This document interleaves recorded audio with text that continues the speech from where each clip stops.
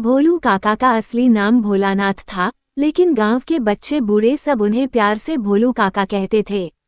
वह 45 साल के थे, सांवले, दुबले पतले, लेकिन उनके चेहरे पर एक अलग ही तेज था। उनका गांव था बरखामो। ये गांव छोटा था, पर आत्मीयता से भरा। भोलू काका गांव के सबसे ईमानदार और मेहनती इंसान माने जाते थे। उनकी कोई संतान नहीं थी। पत्नी वर्षों पहले चल बसी थी। फिर भी वह कभी अकेले नहीं लगे, क्योंकि पूरे गांव को उन्होंने अपना परिवार बना लिया था। जब भी किसी को कुछ चाहिए होता, सबकी पहली पुकार होती भोलू काका। भोलू काका का जीवन सेवा और परोपकार में बीत रहा था। किसी की छत टूट जाए, किसी की गाय बीमार हो जाए, या स्कूल में बच्चों को तख्ती चाहिए, भोलू काका बिना कुछ मांगे मदद को पहुंच जाते थे। वे हमेशा कहते, अरे, मदद करने में पैसे थोड़ी लगते हैं बेटा, दिल बड़ा होना चाहिए। गांव के स्कूल में वे रोज शाम को बच्चों को पढ़ाने आते।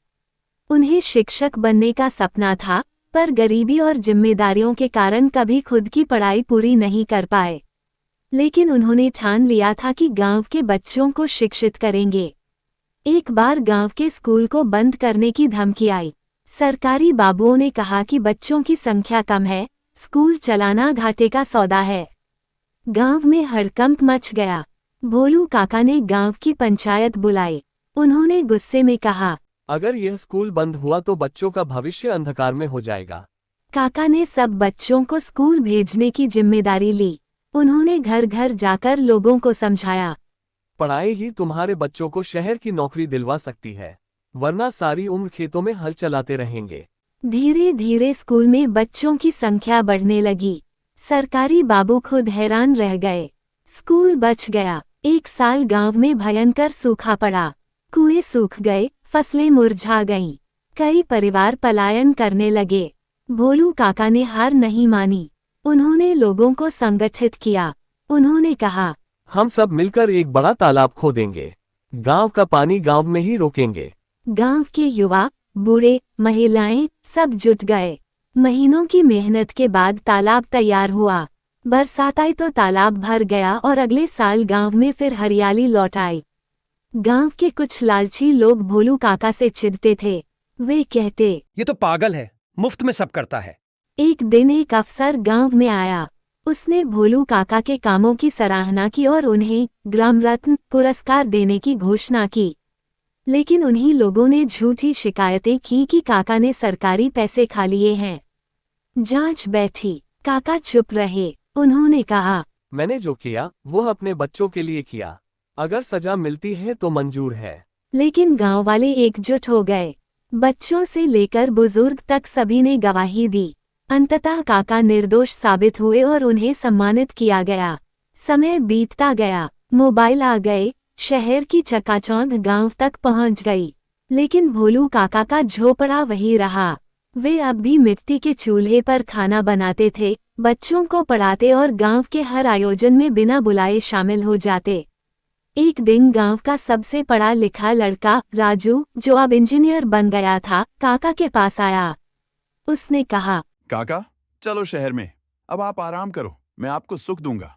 भोलू काका मुस्कुराए। राजू बेटा, ये गांव ही मेरा शहर है। जहां प्यार मिले वहीं घर होता है। भोलू काका बूढ़े हो चले थे। एक दिन उन्होंने गांव की सभा में घोषणा की, मेरे मरने के बाद मेरी झोपड़ी को पुस्तकालय बना देना, यही मेरी अंतिम इच्छा है। भोलू काका की मेहनत रंग ला रही थी। गांव के कई बच्चे अब शहर में पढ़ने जा रहे थे, लेकिन कुछ युवा दिशा भटकने लगे थे। मोबाइल, इंटरनेट और शराब ने कुछ को अपनी गिरफ्त में ले लिया था। एक शाम काका ने देखा कि गांव का ही रोहित, जो कभी उनका सबसे चहेता शिष्य था, नशे में धुत होकर सड़क पर गिरा पड़ा था। काका ने बिना कुछ कहे उसे उठाया, घर लाए और उसे चुपचाप सुला दिया। सुबह रोहित जब उठा तो देखा कि भोलू काका उसके पास बैठे थे और एक पुरानी किताब हाथ में लिए थे। ये देख बेटा, तूने यही किताब बचपन में पढ़कर कहा था कि इंजीनियर बनेगा, अब ये सपना तू भूला कैसे? रोहित की आंखें भर आईं। माफ कर दो काका, अब फिर से शुरुआत करना चाहता हूँ। भोलू काका बोले, शुरुआत का कोई वक्त नहीं होता बेटा, बस नीयत साफ होनी चाहिए। इसके बाद रोहित ने शराब छोड़ दी और खेती के साथ साथ बच्चों को भी पढ़ाने लगा। काका का विश्वास और प्यार न जाने कितनों को वापस रास्ते पर ले आया। बरखामऊ गांव के एक कोने में एक पुराना कुआं था जिसे लोग लाल कुआं कहते थे। कहा जाता था कि वहां आत्माएं हैं और कोई भी वहां नहीं जाता। भोलू काका कभी अंधविश्वास में विश्वास नहीं करते थे। एक बार गर्मी इतनी पड़ी कि गांव के कुएं सूख गए, लेकिन लाल कुआं आधा भरा हुआ था। लोग डर के मारे उस पानी को छूते भी नहीं थे। काका ने पंचायत बुलाई और सबको समझाया। डर के मारे पानी बर्बाद करना मूर्खता है। अगर यह कुआं वर्षों से भरा है तो जरूर किसी पुराने जल स्रोत से जुड़ा होगा। काका खुद उस कुएं में जाके पानी भर लिए और उन्हें कुछ नहीं हुआ। लोग हैरान थे। अब भूतों वाला कुआं गांव का मुख्य जल स्रोत बन चुका था। काका हंसते हुए कहते, भूख नहीं, अज्ञानता डरावनी होती है। गांव में सरपंच का चुनाव आने वाला था। लोग चाहते थे कि भोलू काका चुनाव लड़ें, लेकिन काका ने मना कर दिया। नेतागिरी मुझे नहीं आती बेटा, मैं बस गांव की सेवा करता रहूंगा। लेकिन एक युवा हरिशंकर, जो गांव के सबसे अमीर घर का बेटा था, पैसे और दबाव से चुनाव जीत गया। उसने वादा किया था कि वह गांव में बिजली, सड़क और अस्पताल लाएगा, लेकिन चुनाव जीतते ही वह बदल गया।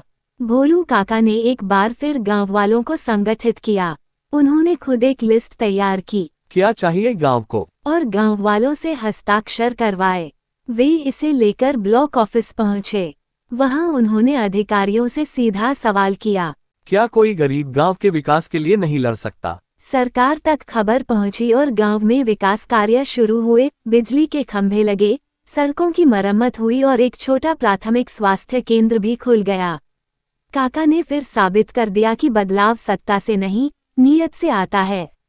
बरखामऊ में कुछ बेहद गरीब परिवार ऐसे थे जिनके पास छत नहीं थी।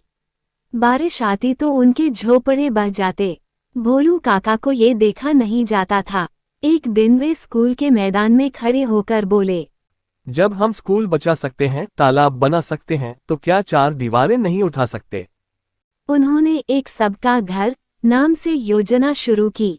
गांव वालों ने मिलकर मजदूरी दी। कुछ लोगों ने ईंट सीमेंट जुटाया। 3 महीने में 5 गरीब परिवारों के घर तैयार हो गए।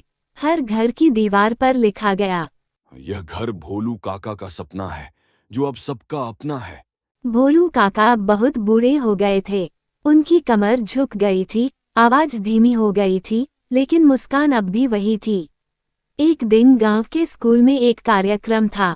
काका को मुख्य अतिथि के तौर पर बुलाया गया। रोहित, जिसे काका ने शराब के लत से बचाया था, उसने बोला, अगर भोलू काका नहीं होते तो ये गांव आज भी पिछड़ा रहता। उन्होंने मुझे भी सही राह दिखाया है। मैं और ये गांव उनका सदा आभारी रहेगा। काका की आंखें भर आईं। मंच से बोले, मैंने कुछ खास नहीं किया, बस गांव को अपना परिवार मान लिया। और अपने परिवार के लिए कोई क्या नहीं करता। जेवक को एक लोहे। उस दिन के बाद काका ने धीरे धीरे सार्वजनिक जीवन से दूरी बना ली। वे अब दिन भर अपनी झोपड़ी के बाहर बैठे बच्चों को कहानियां सुनाते। भोलू काका जैसे लोग बहुत कम होते हैं जिनका जीवन खुद के लिए नहीं, दूसरों के लिए होता है। उन्होंने न धन कमाया, न शोहरत चाही, लेकिन गांव की आत्मा बन गए। उनके जैसे चरित्र हमें सिखाते हैं कि असली इंसानियत क्या होती है।